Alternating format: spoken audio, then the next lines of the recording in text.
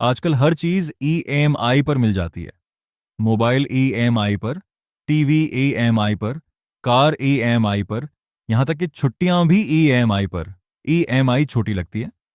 महीने के सिर्फ 2,999 रुपये, सिर्फ 5,000 रुपये, सिर्फ 8,500 रुपये। लेकिन सवाल ये है, जो चीज सस्ती लग रही है क्या वह सच में सस्ती है?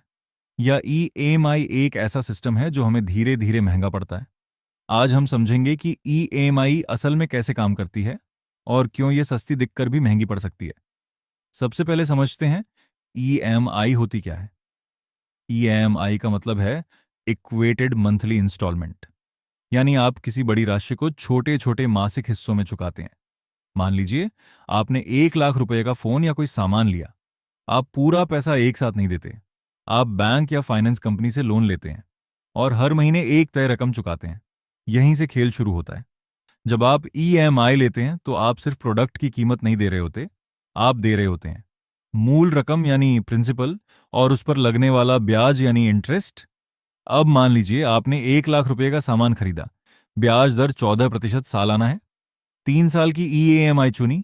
आपको लगेगा कि 1 लाख का सामान है, लेकिन 3 साल बाद आप लगभग 1,25,000 या उससे ज्यादा चुका चुके होंगे। यानी ईएमआई ने आपको 25,000 रुपये अतिरिक्त खर्च करा दिए। अब आप सोचेंगे 25,000 ज्यादा क्यों? क्योंकि जब आप लंबी अवधि चुनते हैं तो ब्याज ज्यादा समय तक जुड़ता रहता है, और हर महीने जो आप ईएमआई भरते हैं उसका बड़ा हिस्सा शुरुआत में ब्याज में चला जाता है। प्रिंसिपल धीरे धीरे कम होता है। यही कारण है कि ईएमआई जितनी लंबी होगी उतनी महंगी पड़ेगी। अब बात करते हैं सबसे खतरनाक चीज की, मल्टीपल ईएमआईएस। एक ईएमआई फोन की, एक बाइक की, एक पर्सनल लोन की, एक क्रेडिट कार्ड की। हर ईएमआई छोटी लगती है, लेकिन जब सब जोड़ते हैं तो आपकी आधी सैलरी ईएमआई में चली जाती है। यहीं से मिडिल क्लास डेट ट्रैप शुरू होता है। दूसरी बड़ी गलती होती है नो कॉस्ट ईएमआई।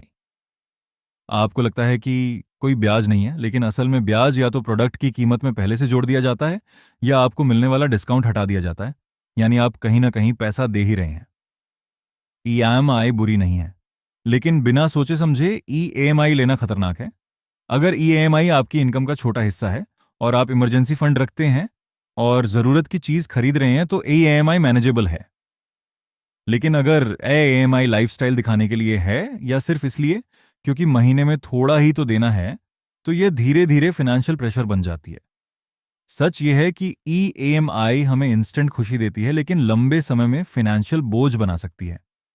अब खुद से एक सवाल पूछिए, क्या आप ईएमआई अफोर्ड कर रहे हैं या ईएमआई आपकी फ्यूचर इनकम को खा रही है? समझदारी यही है कि बड़ी खरीदारी से पहले पूरा हिसाब लगाएं। कुल कितना पैसा जाएगा ये देखें। सिर्फ मासिक ईएमआई नहीं।